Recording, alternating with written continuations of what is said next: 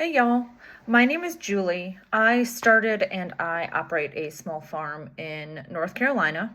So I created this channel to give people the opportunity to follow along on our journey to hopefully becoming a successful for-profit farm.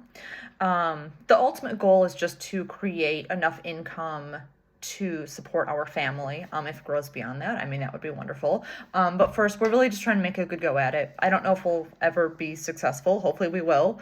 So I kind of wanted to give folks just that insight of the journey to hopefully becoming a successful for-profit farm. The goals for the channel and the videos, this is totally out of my comfort zone. First and foremost, I am a farmer, so I don't know how often videos are going to go out, what the content is going to be on any given day, because some days are really routine, other days are not so routine. So we'll see. But I'll be sharing hopefully a lot of our successes, but with farming there are also a lot of struggles, and I'd like to give folks insight of that too, because it's true and it's honest and it happens. So a little bit about our farm. It is in North Carolina. We have 10 acres, and we practice regenerative agriculture. So we are primarily animal-based. As a matter of fact, we don't really have any vegetables or anything else of the sort. So we do about 400 to 500 broilers, which are chickens for meat consumption, per year. And we have a laying flock of about 25 hens. We do heritage turkeys. We have a breeding flock, and we are hopefully producing heritage turkeys for Thanksgiving dinners and for ground turkey. We also started out with 4 pigs this year. We actually are going to work in another 2 pigs this year, which I'm really excited for. And what else do we have? We have a flock of geese that are critically endangered, tufted Romans. We're kind of new to starting a little breeding program for them. We're hoping to really kind of help them boost their numbers and get them back to being in a lot of people's flocks. So a little bit about the business end of the farm is right now we have an online store that people can shop really conveniently and easily. And then we do home delivery. We kind of felt that there was this niche for trying to access people that want to support local and support local farms, and get really good quality food, but don't quite have the opportunity to make it to a farmer's markets on the weekend, because their farmer's market schedules are so limited. Typically it's the weekends, Saturdays and Sundays, and it's typically, at least in our area, generally from like 8 in the morning till 2 o'clock in the afternoon at the latest. And if someone works on the weekends, which a lot of people do, if you work retail, you're probably working on the weekends. So we really just wanted to give folks an opportunity to have access to local food. So that's kind of why we made that decision. Our farm was also blessed with the opportunity to stock a local farm stand with our chicken products, and that's going really, really well. The support we've gotten has been absolutely outstanding. So we do have a couple more things in the works in regards to this farm stand. So follow along to see how that works out for us. So I'm going to take y'all outside now and introduce you to all of the animals that we have on our farm at the moment. Let's go. So first up, we have our 4 pigs. This is Girl, because she's our only female. That's her name. We're really original here. This one is Marble. This is Spot. And then the one that just went back there, that's Patch. They are due to leave the farm. 2 of them are leaving the beginning of August, and the other 2 are going to leave towards the end of August. So they have a job to do on our farm. They're actually helping us to establish new pastures. We had thinned out this part of our property, got rid of some trees, and they are living the best life, tilling up the ground for us and eating roots like Marble is doing there. So actually I had spread some pasture seed in here yesterday for them to kind of work into the ground for me. And tomorrow at some point I will actually be moving them into this paddock that I have set up, and they will be in here to till the ground for us for probably about 2 weeks. Seems to be a good amount of disturbance for the ground to really promote some pasture growth. You can kind of see, if I go this way, back there in the back, that's where they have been and where I have previously spread some pasture seed, and that's starting to come up now. So hopefully next season this will all be pasture, because we need more pasture on our property for some other exciting things that we are hoping to bring in next year. So this is our breeding flock of heritage turkeys. I have 6 hens and 1 tom. His name is Big Turk. He's looking a little shabby right now because he is molting.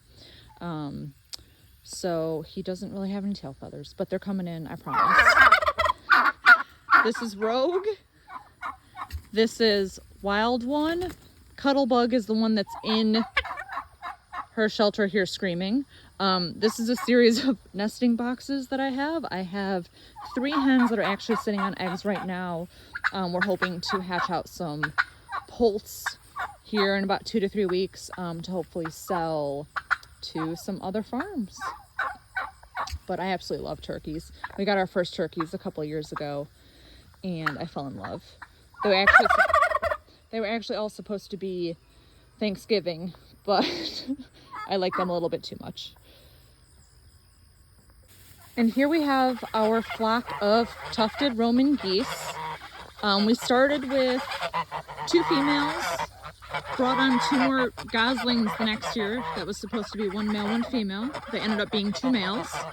And so included in this group here are 6 goslings that were hatched out this year.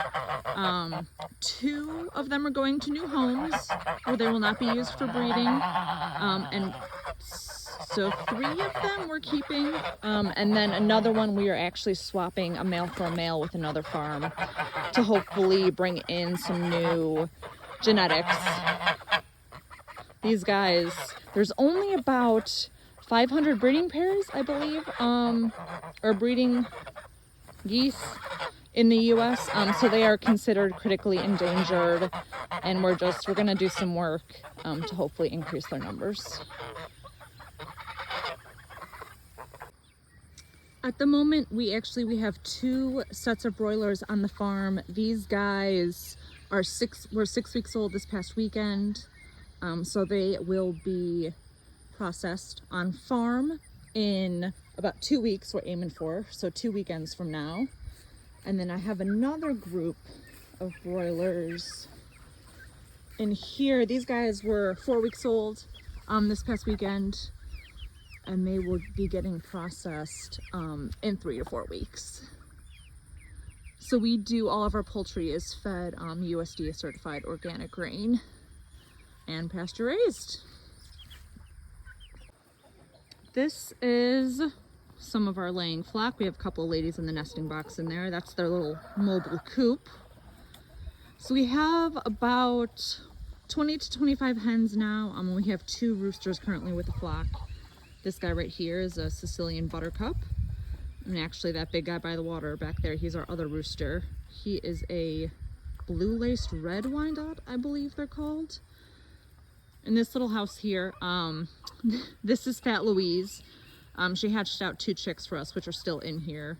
They're all on starter feed, which is why we haven't worked them out of their little coop yet, because everyone else is on layer feed. But that's Fat Louise's house, and she lives and roosts in there full time. She is blind in 1 eye, and if you know about chickens, the pecking order is a pretty serious thing. So we keep her separated just for her sake. But she's still very happy in her little house with her food and her water and her nesting box. She'll get her nesting box back once her 2 kids are out of there. But she also, you know, she gets every day we move her little house to a fresh patch of grass. So she's living a good life. There's Malagos. This is our flock of heritage turkey poults. These are bred and hatched from our breeding flock. So we're actually working through something pretty heartbreaking with these guys right now. I'll probably do a future video on it. But it's been a little rough for them. But so far, I mean, we have these guys. So these guys are hopefully, you know, some Thanksgiving turkeys, some ground turkey, and if all goes well or better, we'll hopefully be keeping some back to also add to our breeding flock, like this little girl. She'll be a hen that we hopefully add to our flock. But yeah, really enjoy having turkeys. They're very, very social, very outgoing, friendly. We love them. So if you'd like to follow our farm's journey to hopefully being profitable and making a livable wage, please subscribe to our channel and follow us along through our successes as well as some of our struggles. The goal is to always keep it real, keep it honest. It's not going to be the beautiful Instagram farms that we all see and wish we were. My hair's always going to look crazy like this because it's summer and it's humid out. Or if you want to follow us just to maybe learn a few things that you can apply to your farm, or if it's a style of farming that you're interested in, just give us a follow and we'll kind of go through the journey together. All right, thank y'all.